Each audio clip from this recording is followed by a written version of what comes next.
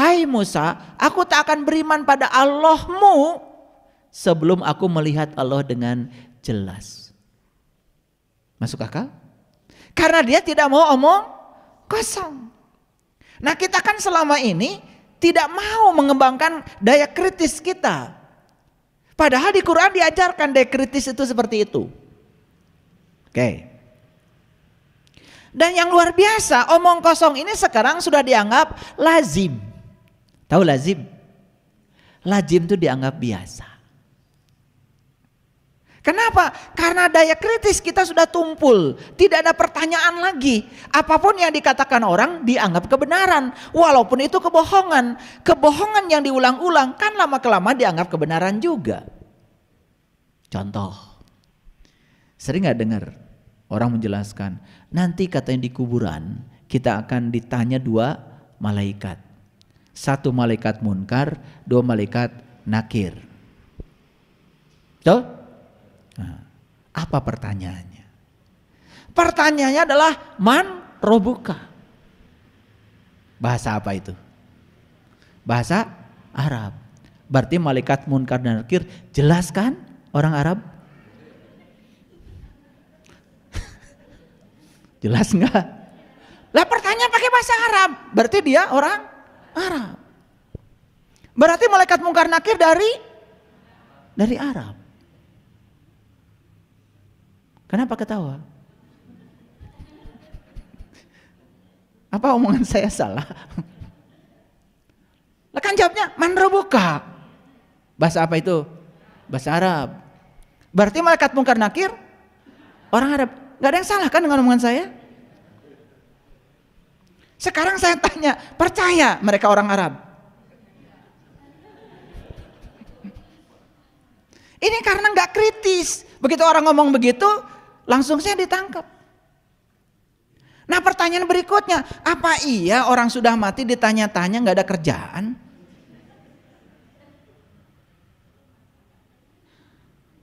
Orang hidup saja masih hidup ditanya gak bisa jawab, apalagi udah mati. Apa bukannya gak ada kerjaan? Tapi kan omong kosong ini dianggap kebenaran karena begitu banyak yang menyampaikannya. Karena yang disebut kuburan itu benar-benar kuburan itu. Yang disebut dengan yang ditanya itu benar yang ditanya gitu.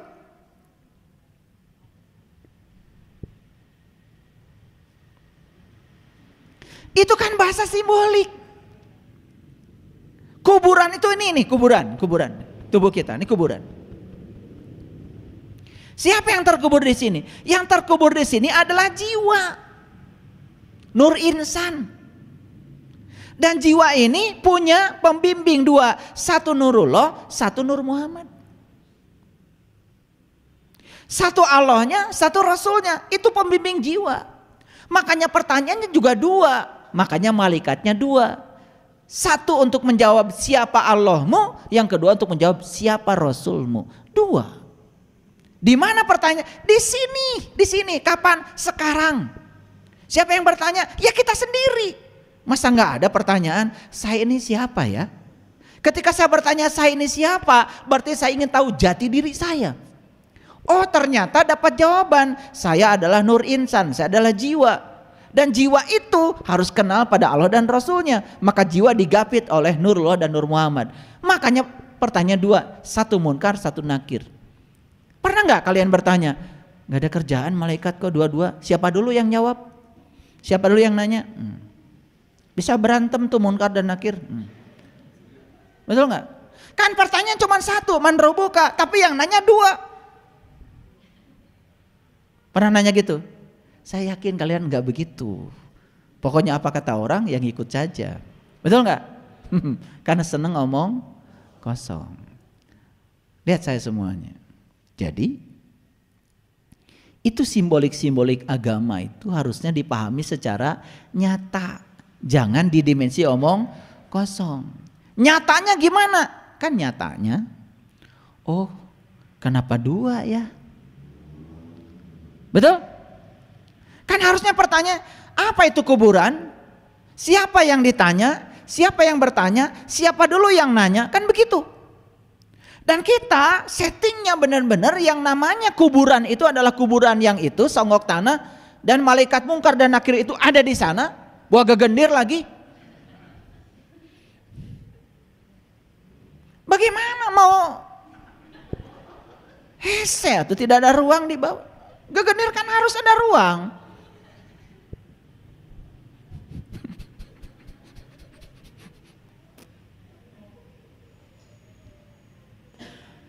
Ngerti maksud saya? Nah, ketika ditanya di sini, man rabbuka, siapa Tuhanmu? Siapa saya? Dari mana saya asal dan kemana saya akan kembali? Di sini kita ditanya, itu cocok dengan Quran. Di Quran surat Al-Isra 72 Allah mengatakan, wa man kana fi hadihi a'ma wa huwa fil akhirati a'ma wa adallu sabila. Barang siapa yang tidak melihat dia di dunia, maka dia tidak akan melihat dia di akhirat, jalannya lebih sesat. Karena Allah mengatakan melihat Allah itu harus di dunia, maka kita harus bertanyanya saat di dunia. Itu Quran.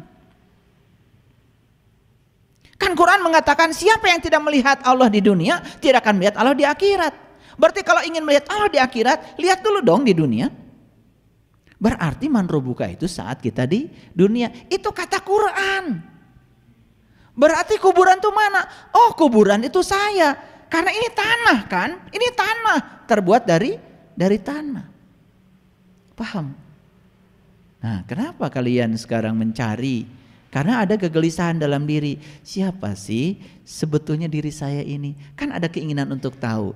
Itulah yang disebut dengan man rabbuka. Bahasanya tidak Arab.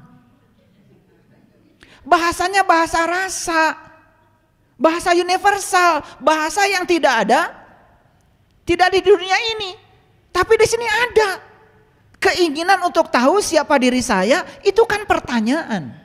Ngerti maksud saya? Nyata apa omong kosong kalau begitu? Nyata. Selama ini yang kalian dengar yang mana? Yang omong kosong. Makanya antang gak pernah mikir, saha sebetulnya diri saya itu, gak pernah. Ya sudah aja, yang penting jalankan ini, jalankan itu, jalankan itu. Pokoknya dihafal dari sekarang. Mau ditanya, man rabbuka, siapa Tuhan? Terus terang jawaban, Allah. Bisa ngomong gitu? Bisa ngomong gak? Lah kan udah mati. Gimana sih? Lagi hidup aja kalian gak bisa jawab. Udah ngaji banyak kajian pun gak bisa jawab. Nah, ini kan sebetulnya ada tataran yang sangat penting untuk kita renungkan. Apakah pesan spiritual dari leluhur itu letterlek begitu atau ada pengertian yang lain? Paham? Oke. Jadi omong kosong ini sekarang sudah dianggap lazim. Kenapa? Karena daya kritis kita yang hilang. Daya kreatif kita yang hilang. Padahal ciri manusia abad 21 itu harus punya 5 sifat. 1, kritis. Tidak boleh menerima sesuatu tanpa argumen. 2, kreatif. Yang ketiga, komunikatif. Yang keempat, kolaboratif. Dan yang kelima adalah compassion. Memiliki cinta kasih. Itu dirumuskan. Bahkan dirumuskan oleh PBB. Bagaimana ciri manusia abad 21? Nah, omong kosong itu ujung-ujungnya adalah menyusun suatu skenario untuk memanipulasi sesuatu. Makanya omong kosong berhubungan dengan manipulasi. Betul nggak? Itu. Nah, sekarang apa sih arti omong kosong? Yang pertama, omong kosong itu adalah hal yang tidak berguna, hal yang tidak masuk akal. Agama itu akal dan tidak ada agamanya bagi yang tidak berakal. Kalau agama itu akal, berarti agama harus masuk akal. Jadi jangan buru-buru mengatakan agama tidak masuk akal. Bukan tidak masuk akal, akal kamu belum masuk. Enak aja. Alif lam mim. Tong ribut. Hanya Allah yang tahu. Alif lam ra. Tong ribut. Hanya Allah yang kaf ha ya ain shad toribut. Hanya Allah yang katanya Quran itu surat. Kalau surat berarti ada pesan di dalamnya supaya sampai ke kita. Ya, sama aja kalian baca surat, kemudian ketika baca surat, naon eusina? Hanya Dia yang tahu. Atuh tong nyieun surat, gawe.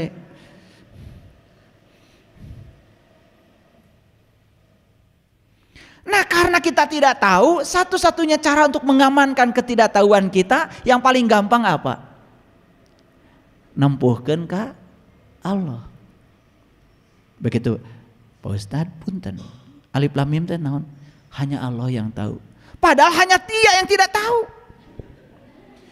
Manehna teh nyaho kan supaya aman? Teu nanya deui. Hanya Allah yang tahu. Makanya dulu waktu saya ngaji, saya diajarkan alif lam mim. Naon teh Pak artosna? Teuing urang kitu nya. Hoream ngaji deui. Manya ngaji teu ngarti. Itu kan? Sedangkan yang tidak bisa dimengerti kan omong kosong. Ngerti maksud saya? Jadi omong kosong itu yang pertama adalah hal yang tidak berguna, hal yang tidak masuk akal. Yuk, saya mau tanya. Apa yang terpikir oleh kalian kalau ada orang lain bicara tentang kiamat? Selalu hancurnya alam semesta. Sekarang saya mau nanya, emang udah tahu alam semesta? Kan alam semesta itu ada bumi, ada matahari, ada bulan, ada planet lain. Planet yang dekat dengan bumi aja ada Mars, Jupiter, Saturnus, Venus, Uranus, Pluto.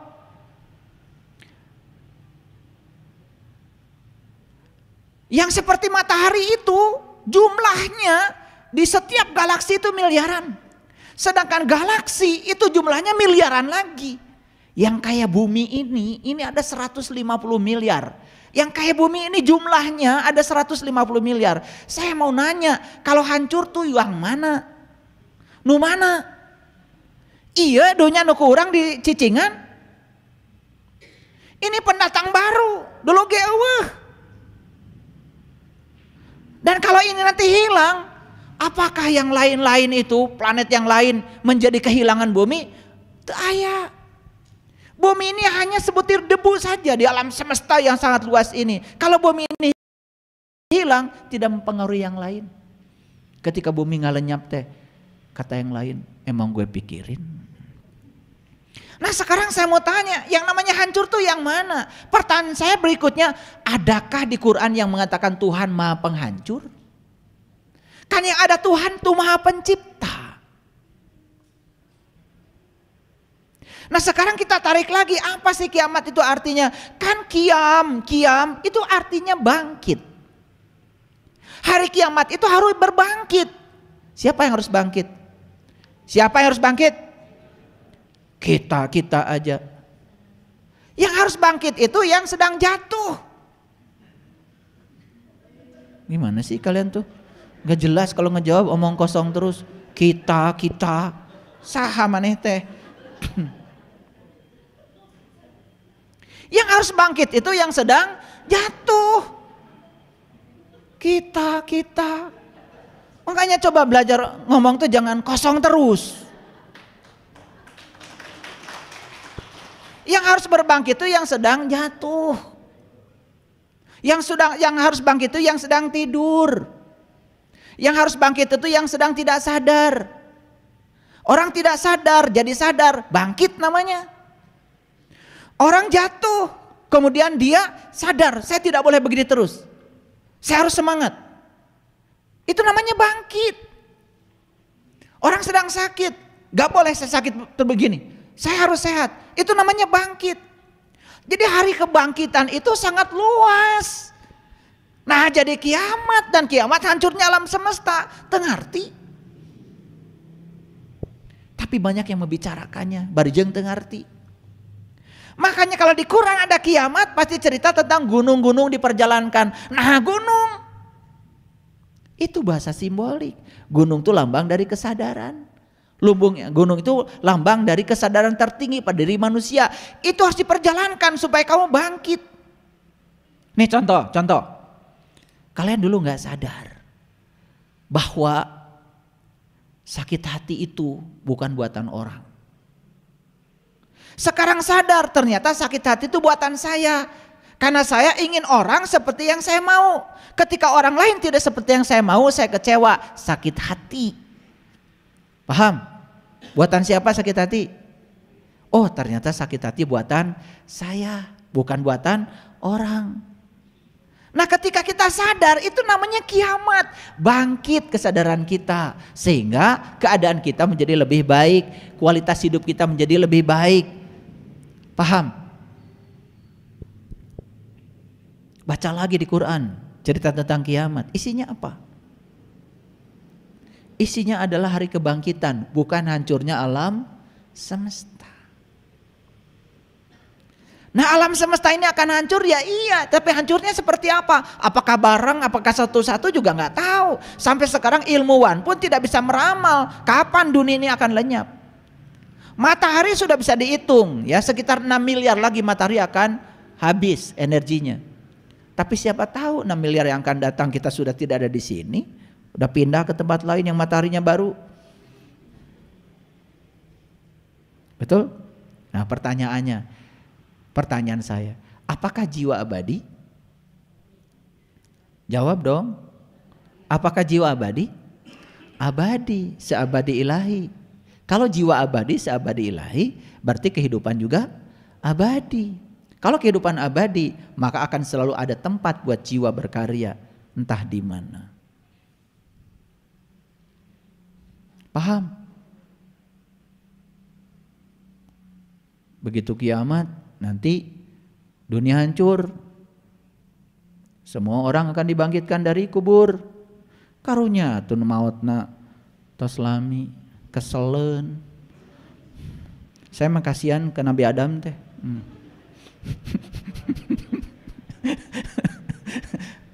Suka sedih kalau cerita Nabi Adam teh. Panglamina nungguan kiamat cek Nabi Adam teh nah terjadi wae nepi ka ayeuna. Makanya Rasulullah mengatakan kiamat sudah dekat. Kok kita nggak ngerti-ngerti sih? Hari kebangkitan itu sudah dekat, sedekat itu. Putuskan oleh kamu. Hari ini kamu bangkit dari ketidaksadaranmu menjadi sadar, itu kiamat. Hari ini kamu bangkit dari keterpurukanmu, itu kiamat. Hari ini bangkit kamu dari kebodohanmu, kiamat. Hari ini kamu bangkit dari omong kosongmu menjadi nyata semua yang kau katakan, kiamat. Hari ini kamu dapat pencerahan, itu kiamat. Silakan kiamatkan sekarang karena kiamat sudah dekat. Ayeuna. Paham? Nanti katanya naik Siratul Mustaqim, rambut dibelah 7. Rambut yang dipikir rambut betul-betul dibelah 7. Kumaha meulahna ngabentang cenah langit itu jembatan itu dari dunia ke akhirat. Dihandap api neraka menyala-nyala. Kumaha? Dah saya belum pernah baca di Quran ada yang begitu. Tapi percaya. Dan saya mah kalau ti soledat jaga, nyalakeun Allah we. Nah hanya jembatan letik-letik teuing.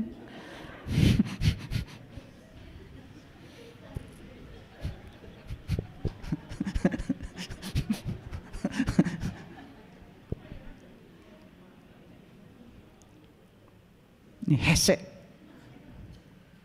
Agama itu jadi susah, menakutkan. Penuh dengan adrenalin, tidak ada kebahagiaan. Selalu yang jelaskan ketakutan. Munti soledat kahanap, kabelum takut neraka. Katanya Allah teh mawelas, masih. Piraku Allah nyadiakeun hawu keur meuleum hamba anu di kacitan. Palercaya maraneh mah.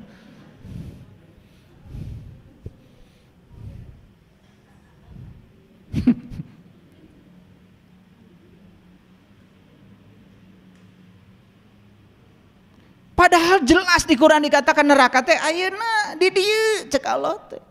Pada saat kamu masih hidup, pada saat kamu masih bernafas, pada saat bumi dan langit masih ada, pada saat bumi dan langit masih tegak, di situ kau akan merasakan surga dan neraka. Masalah psikologis, bukan masalah geografis. Oke?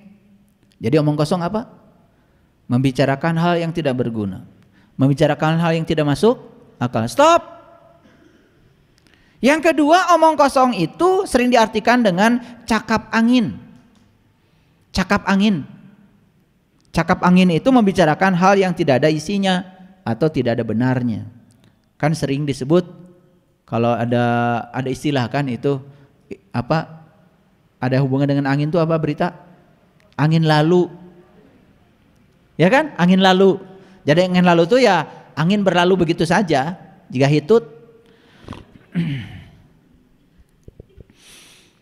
Jadi omong kosong itu adalah cakap angin, membuat dalih, celoteh, imajinasi, atau membual.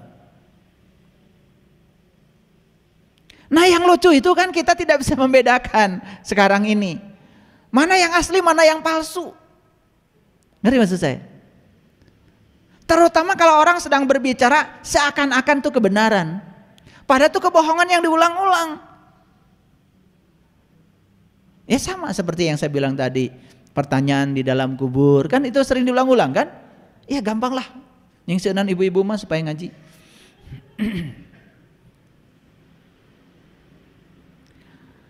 Dusta, bohong, bual, dalih, palsu, tipu, kibul, muslihat, tipu daya, itu semua omong kosong. Ini saya ambil dari kamus ya. Jadi saya kumpulkan tuh dari kamus. Istilah omong kosong itu sinonimnya apa? Supaya jelas. Oke. Jadi sebetulnya omong kosong itu seperti balon warna-warni. Tahu balon warna-warni? Merah, kuning, hijau, biru, ungu. Tapi isinya semuanya sama kan, angin. Betul nggak? Persis kayak gitu. Kayak gitu. Makanya mohon maaf. Banyak sekali kan orang ngasih kajian ini, kajian itu, kajian ini warna-warni kayak balon. Isinya semuanya angin. Jika hitut asa ditewak.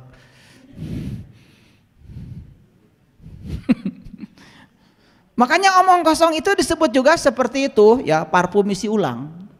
Tahu parfum isi ulang? Tahu? Iya. Botolnya sih Hermes. Ya kalau udah isi ulang, ya tuh. Apalagi isi ulang di jelekong.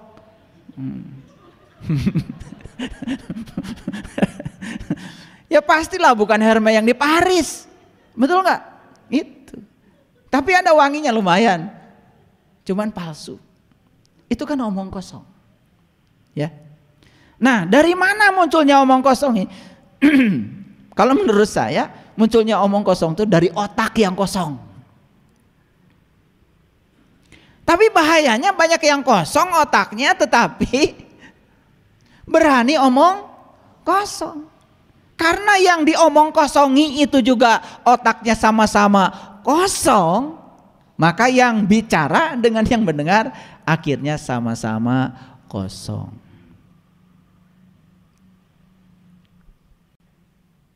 Dari mana munculnya omong kosong? Yang pertama dari otak yang kosong. Yang kedua dari rasa, merasa diri paling benar.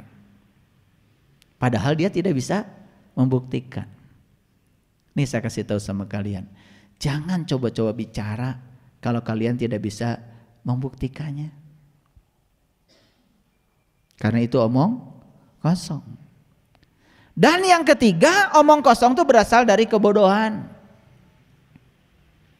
Gitu. Nah, orang bodoh itu ada dua. Ada orang bodoh diam, ada orang bodoh ngomong terus. Sudah pasti kalau orang bodoh ngomong kosong. Kayak saya. Ngomong terus kan? Makanya kan orang tahu itu diam. Dan yang bicara itu tidak tahu. Jadi kalian tuh tahu karena diam. Kalau saya bicara terus berarti saya tidak tahu. Itu yang benar. Ya. Makanya yang diam itu, yang tahu itu diam. Karena yang bicara tidak tahu. Makanya enak kayak kalian. Diam terus. Kan dianggap tahu. Tapi dianggap. Dianggap belum tentu tahu. Ya, iya. Udah dengar ceramah aja 2 jam begitu tanya tadi ceramah apa? Gak tahu isinya apa. Cuman paling juga bilang isinya omong kosong.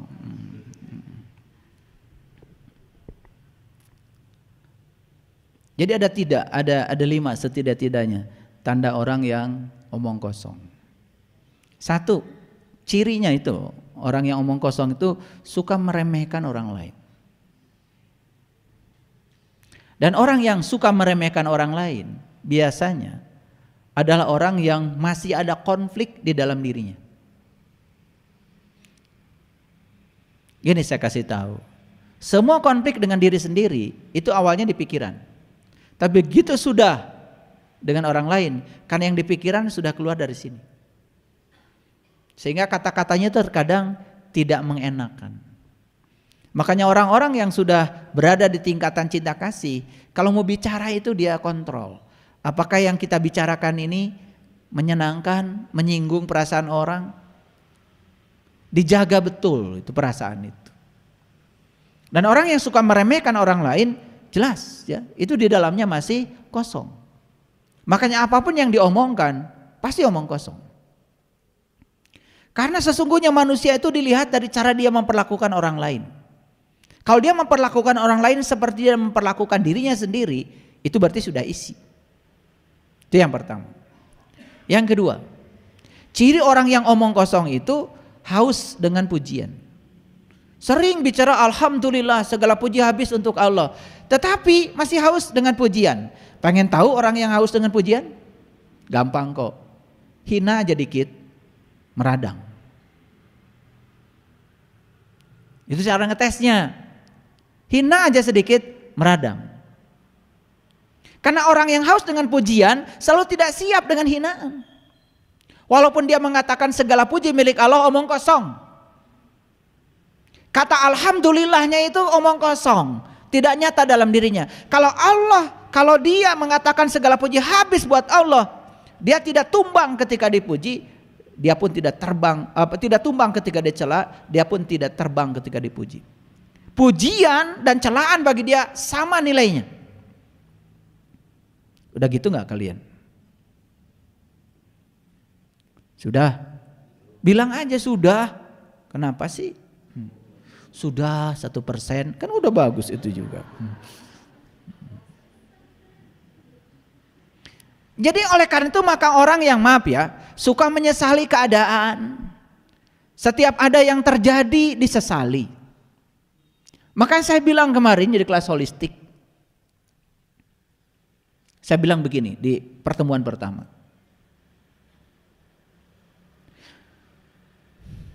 Kenapa kalian bertemu saya? Itu pertanyaan saya.